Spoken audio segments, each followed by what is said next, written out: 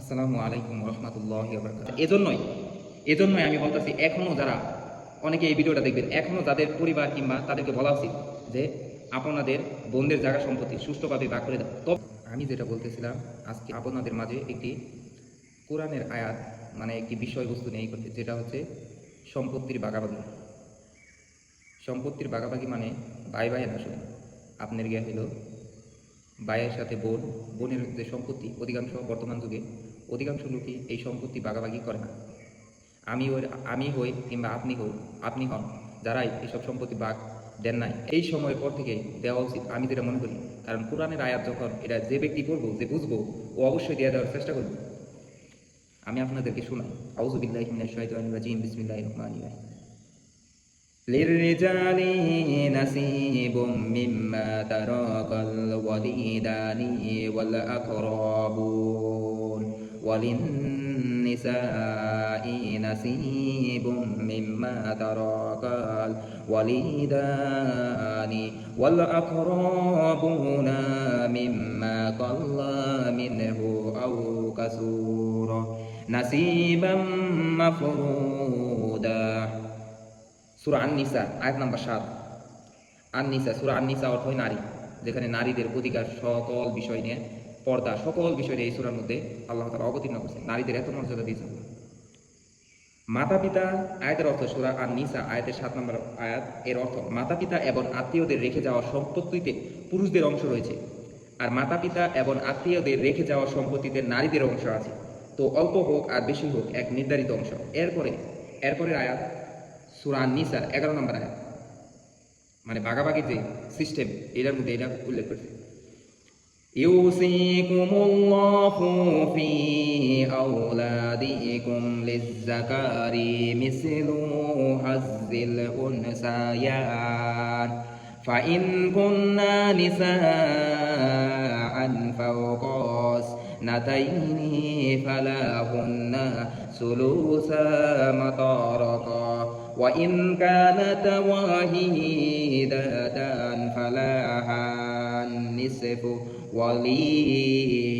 ولأبواه لكل واحد منهما السدس مما ترك إن كان له ولد فإن لم يكن له ولد وورثه أبواه فلأمه الثلث فإن كان له إخوة فلأمه السدس من بعد وصية يوصي بها أو دين آباؤكم وأبناؤكم لا تدرون أيهم أقرب لكم نفعا فريضة من الله إن الله كان عليما حكيم। আল্লাহ তোমাদেরকে তোমাদের সন্ততির অংশ সম্পর্কে নির্দেশ দিয়েছে। পুরুষ দুই নারীর অংশের সমান পাবে। তবে সন্তান নিয়ে যদি শুধু দুজন নারী অধিক হয়, তাহলে তারা রেখে যাওয়া সম্পত্তি তিন ভাগের দুভাগ পাবে। আর কেবল একটি কন্যা থাকলে সে অর্ধেক পাবে, হাফ। এবং তার পিতামাতা উভয়ের পর থেকে রেখে যাওয়া সম্পত্তি 6 ভাগের 1 ভাগ পাবে, যদি তার সন্তান থাকে। আর যদি তার সন্তান না থাকে এবং তার ওয়ারিশ মাতা পিতাই হয়, সে অবস্থায় তার মাতার জন্য 1/3। কিন্তু তার ভাই বোন থাকলে তার মাতা পাবে 6 ভাগের 1 ভাগ। ওইসব বন্টন হবে তার কৃত ওসিয়াত অথবা ঋণ পরিশোধের পর। তোমরা জানো না যে তোমাদের পিতা এবং সন্তানাদের মধ্যে কে তোমাদের পক্ষে উপকারের দিক দিয়ে অধিকতর নিকটবর্তী? এই বন্টন আল্লাহর পক্ষ হতে নির্ধারিত করে দেওয়া হয়েছে। নিশ্চয়ই আল্লাহ মহাজ্ঞানী, প্রজ্ঞাশীল। কার কাছ থেকে এটাই হয়েছে? আল্লাহর কাছ থেকে। এরপরে দেখেন, এরপরের আয়াতগুলোতে কি বলছে আল্লাহ তাআলা, যে তিলকা হুদুদুল্লাহি ওয়া মান ইউতিল্লাহ ورسوله يدخله جنة تجري من تحتها الأنهار خالدين فيها وذلك الفوز العظيم।